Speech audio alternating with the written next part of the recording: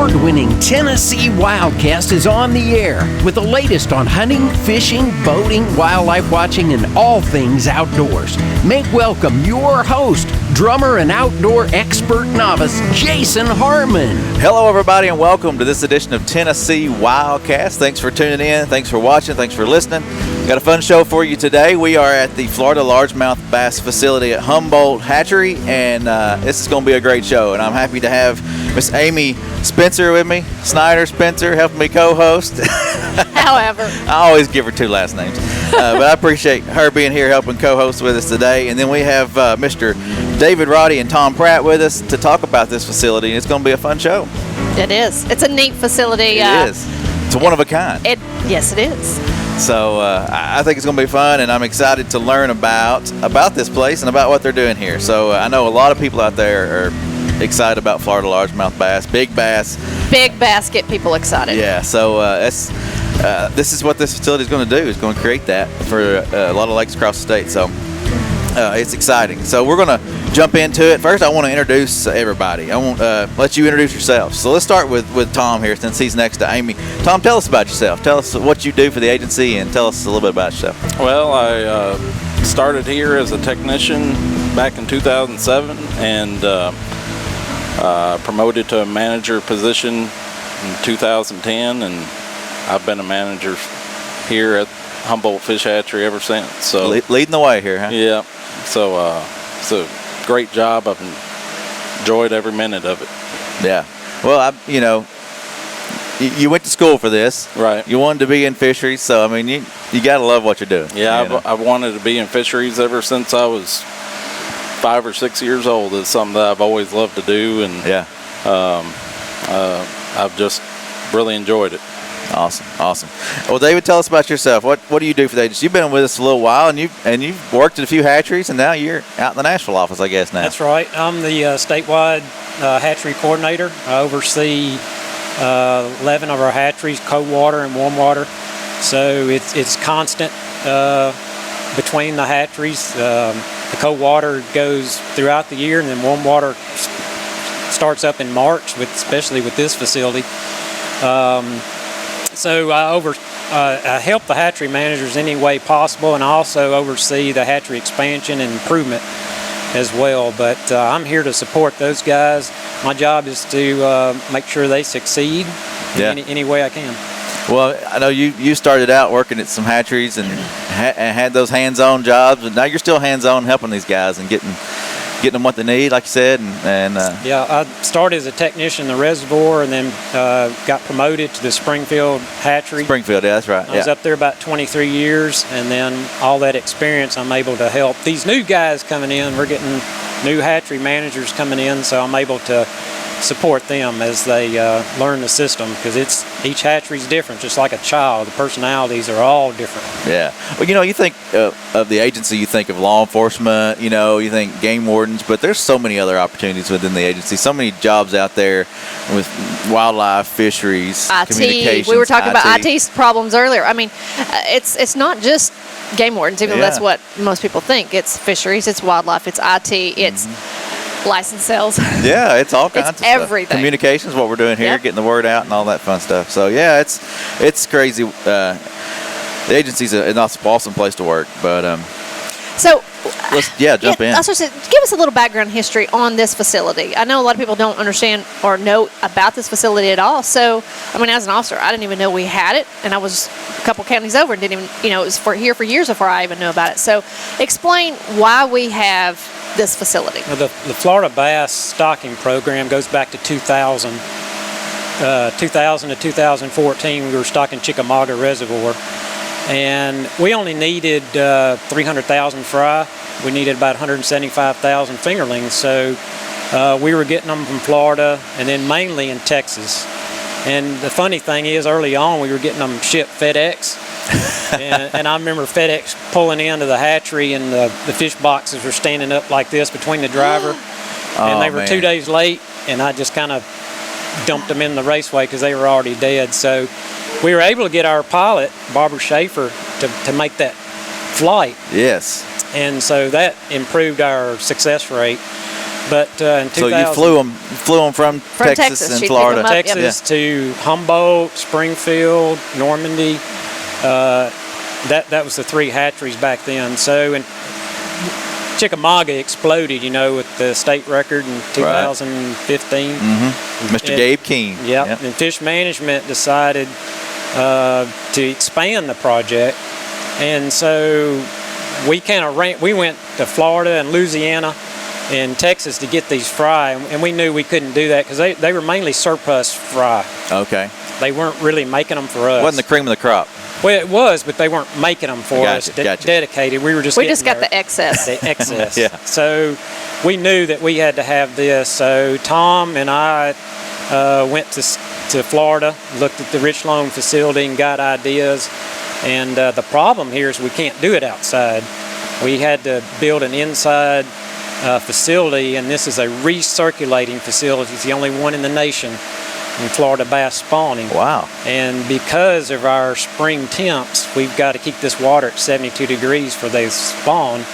And that's kind of what you hear in the background is the filters running. We got UV filters. And then maybe if they see behind you, we got the blue tanks that have this bioballs in there. Okay. That has bacteria. The Florida bass brood are real sensitive to ammonia. So this bacterial filtration consumes that ammonia, so it's non-toxic. So I kind of went down a rabbit hole, but we needed this place because we needed 1.3 million fry, and this is the only way we could do it. And we've got 30 females and 20 males in each raceway, and Tom can update you on what's happened this year in the last 2 weeks. Well, a few years ago, I came out and we did a Facebook story on this, and I think we were at 975 on fry, and you just informed me we were at 1.3 last year. Right. So every year we are seeing that increase in that fry. Right. As the fish get older, they're going to be, putting down more eggs, and what's important for them is that they get enough forage throughout the year. So to produce those eggs. So, I feed them, I have 4 ponds, and I'll give them approximately 2,000 to 2,500 pounds of forage per year. And that amount of forage, it will increase as their size increases. So. Now, you keep the males and females separate in those ponds, right? Yes. Okay, so when they're outside, they're separated, and they're eating. You said forage, but what people don't realize is you're actually feeding them goldfish. Right. Goldfish, the biomass on them it's a good thick fish, so I think that they get the right amount of nutrients to gain weight, and that's what we want. We want to produce as many as we can. So how long will a broodfish last? How long can you use one to spawn and do this work? This is the first broodfish that we've ever dealt with. So I know down Beginning in Florida, stages. Yeah. Right. So down in Florida, they use them for 10, 11 years or so. Okay. Wow. And then so this year, I'm probably going to be setting some potential broodfish back. So I'll put 100 off in a pond, and I'll begin the feeding process, and in 2 to 3 years they'll be ready to start spawning in the facility. So. And our broodfish is from Texas, Louisiana, and Florida, so we've got a good genetic background. Okay. And when we were setting this up, we took fin clips off each brood, male and female, and sent them to Auburn, and they do a genetic test, and we want 97% to 100% Florida bass, and that's what we've got. There was a couple that were below 90, and we just threw them back. And so we want pure Floridas in this program. So once you have these fish, where are they going? Chickamauga is probably one of the places they're going, but where are we putting these fry once they're ready to be moved around the state? The fry goes to, of course, Humboldt. They've got the most ponds, Normandy, Hiwassee, Springfield, and Eagle Bend. And then they grow them up. Right, okay. And then those fingerlings go in Fort Loudon, Watts Bar, Chickamauga, Nickajack, Kentucky, and then we've got an HC Lake, Herb Parsons. And so we've been stocking those reservoirs in that lake since 2015. So last year, our reservoir crew started sampling to see how our stocking's done. And this will make a hatchery coordinator and a hatchery manager happy because they're picking them up last year. They picked up Florida bass, and they actually picked up the F1, which is the northern, our native northern largemouth with the cross with the Floridas is the F1. And that's what we want. That F1 will give you a trophy bass. And a good example of that F1 we were just discussing, we posted last week on TWRA, had shocked up a large bass, 12 pounds, and then we shared it to our Facebook page, and that is exactly what we're looking for. That's that F1 that we're trying to create, and we're putting out there for all of our sportsmen. That F1 gives us trophy bass, and it also increases the bass length and weight. And Chickamauga, if you drive through Dayton, there's all the hotels are full of boats. Yeah. So the economic impact down there has been crazy. That's Big bass equal money. Yeah, yeah. And So we shoot for 40% Florida alleles in our bass population. So chick is there. So we just kind of supplement chick. If we have low production, chick doesn't get as much as the others. Okay. Because they're already at that 40%, and our geneticists in Auburn said that's perfect. So that's what we're shooting for over the years, probably 15 years. All these reservoirs will be up to 40, let's hope. Yeah. Well, I know folks are probably stopping the show right now and rewinding. Tell them what lakes those fish are going in again. Yeah, that's one of actually our popular questions when we did this on social media a couple years ago. Yeah. Where do they go? It's mainly that Tennessee River. So Okay. with chick there, we started on Fort Loudon, Watts Bar, Chickamauga, Nickajack. See, that's all in the chain. And then Kentucky, and then Herb Parsons in Memphis. Well, they do better down in that chain, don't you think? Is that what y'all are finding? It is. There's, in theory, a line that comes out of Oklahoma and goes right through Tennessee and then kind of dips down. And That magic line? with climate change, it may be up in Canada now. With the last couple of years, it's been really crazy spring, but they find out that's the best growth rate. It's a stock in that line, and so to find out Fort Loudon is doing good, that's a good sign. Yeah, yeah. So, there might be a time where we get some of these lakes in the northern parts of the state might get more of these fish, but right now you're staying in that lower. We're maxed out. Yeah. Yeah. We can't put any more production ponds in our hatcheries. Gotcha. And Yeah. If we do expand, we're going to have to expand this type spawning facility somewhere else. Well, you've proved in a one-of-a-kind, the only kind of of a hatchery this is, you've proved you can do it, so we could And set a record last year with recreate fry. this. Yeah. We want to stock these Florida bass earlier than the native northern spawn. It'll get them ahead of the natural native on the shad spawns and any other forage coming on, so we kind of give them a heads up over the natives. Little head start there. Yeah. Well, I know it's a challenge. I've bass fished the last couple of weeks, and you can tell when they're going to bed, when they're spawning, and they're not fishing the same way they were weeks ago. And the temperature drops and changes so much right now. I can see that's probably a huge challenge for you, Tom, right here in this place. Right. But since you have the climate controlled opportunities here, it makes it so much easier. I can see how an open system would be hard. Right, and I mean, even with this closed system, they can sense storm fronts. Really? Right, and which is pretty amazing to me. I mean, one day you might have 2 spawns, and then the next day you might get 4 spawns. Well, the day after that, you might end up with 18. And it's going along different storm fronts that may be coming through. So it's a pretty neat, process that that you wouldn't think that they would be able to sense that inside a building and being in a closed system. Controlled environment. Now, explain to our listeners pretty much how this works. The schedule, when you bring it in, how it works in here, because we haven't really talked about the facility, but like your calendar year, when you start to bring them in, and what happens after y'all bring them in. Well, it all starts in January. At the end of January, we'll bring koi into the raceways, and the fecal matter from the koi start up the biofilters. So we want that ammonia-eating bacteria to to start up, and we'll leave them in here for about a month. And then at the end of February, we bring the bass in here. And at the time, the water temp will be around 62 degrees. We'll turn on the heaters, and every 3 to 4 days, we'll bring that temperature up slowly, and until we hit 72 degrees. And by that time, it'll be towards the end of March, and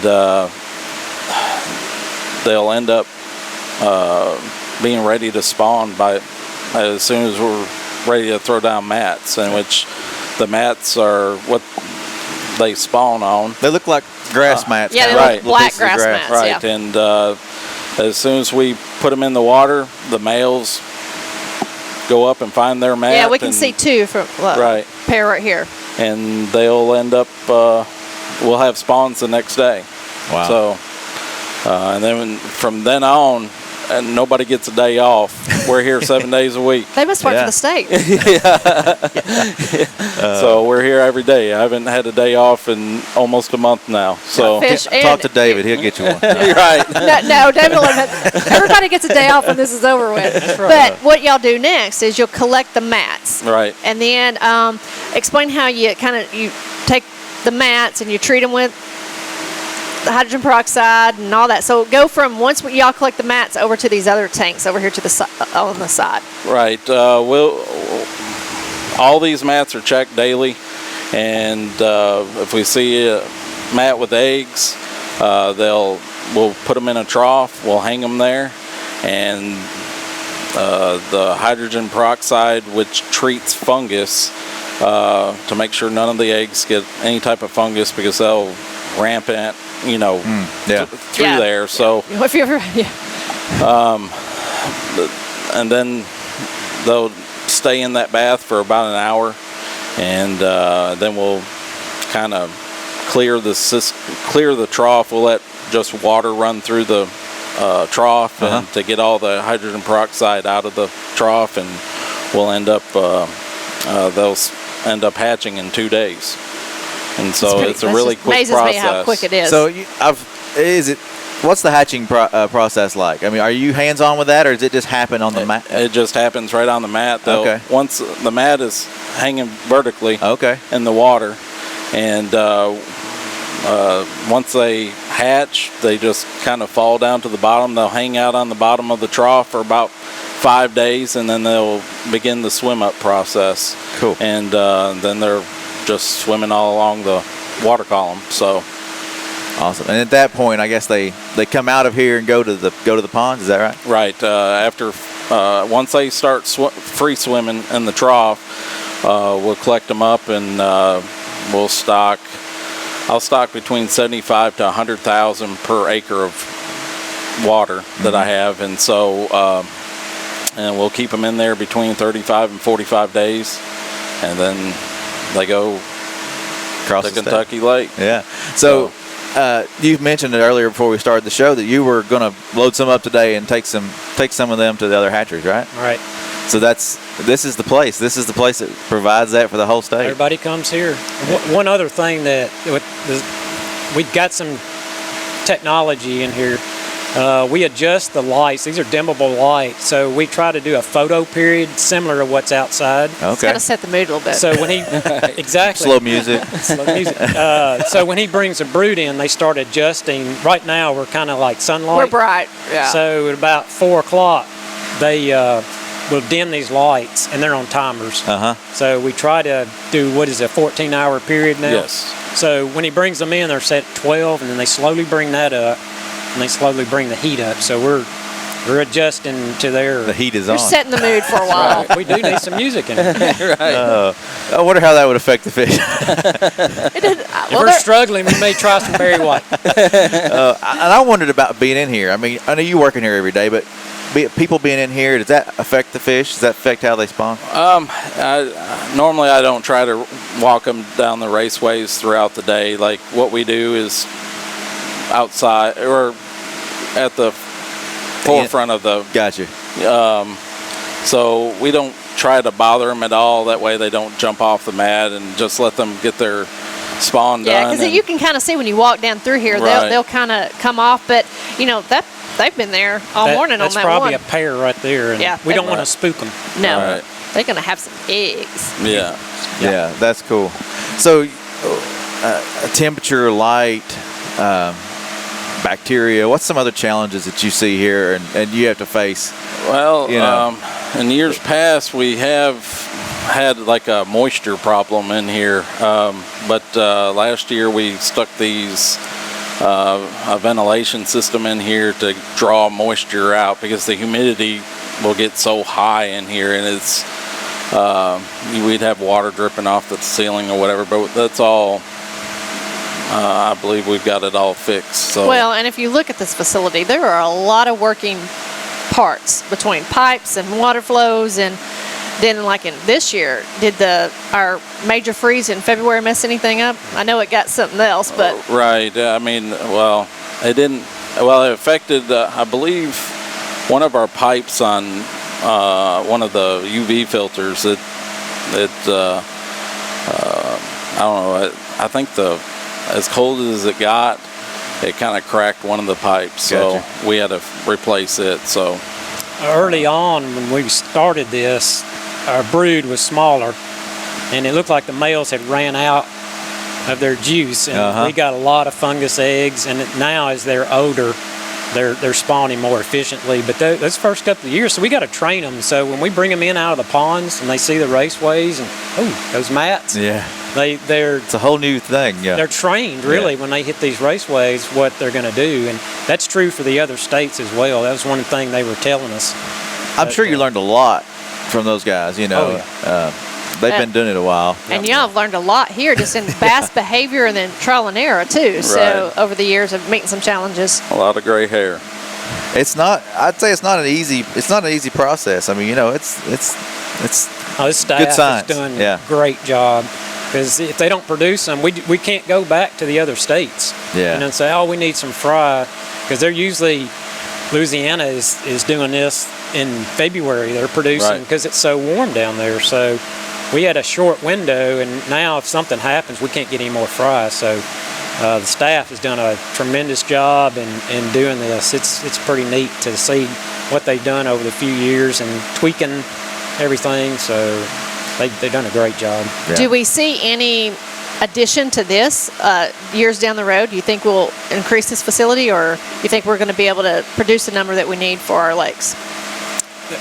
We can do it with our brood now. We would just have to go further. And like I said earlier, we try to get the fry in the ponds by mid-April.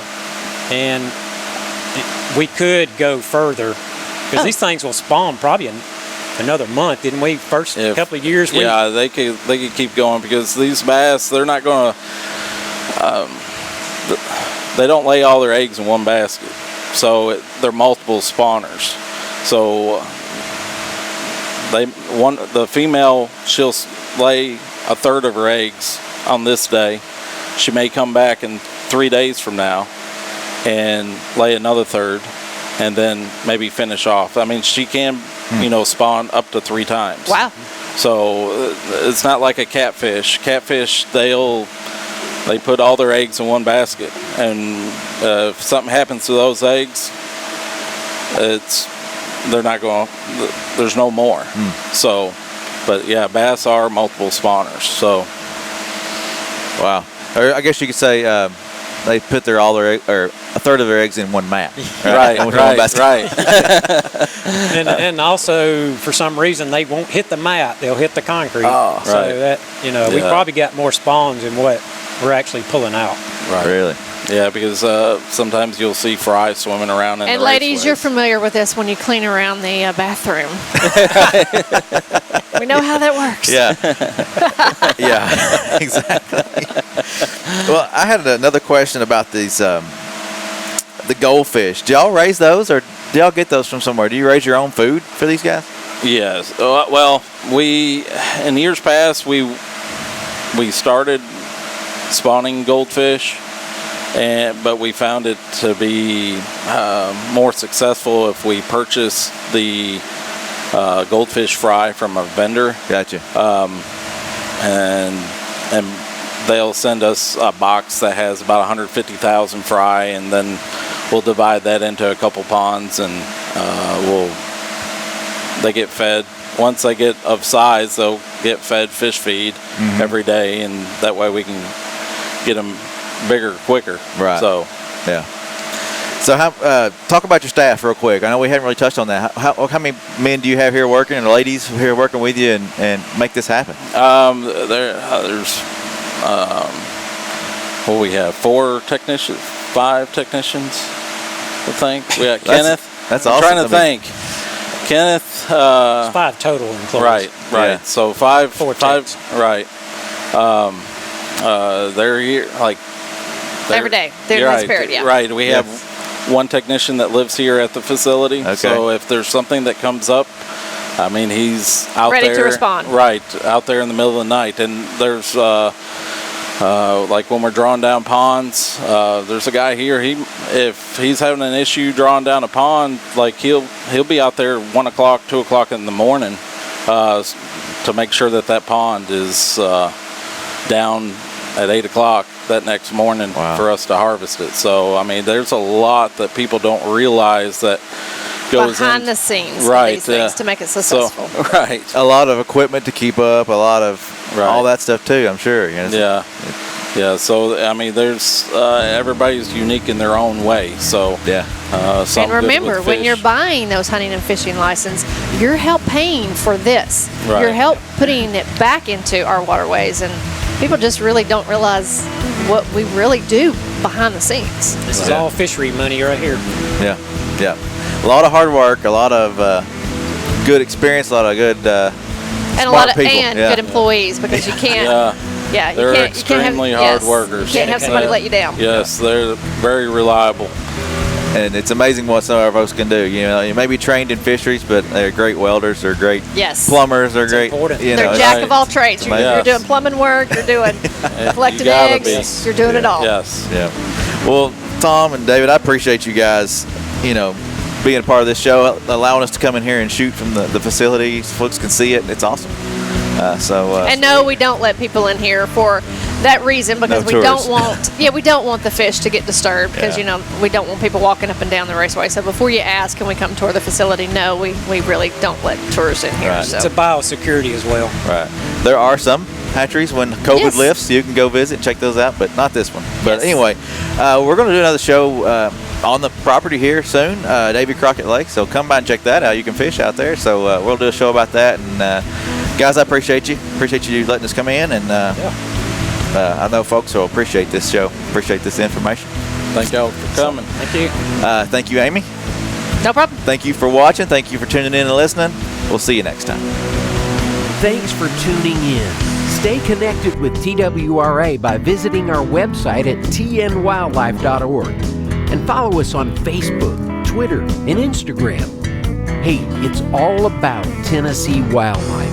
It's what we do. Tennessee Wildcast will be on the air again next week. We'll see you then.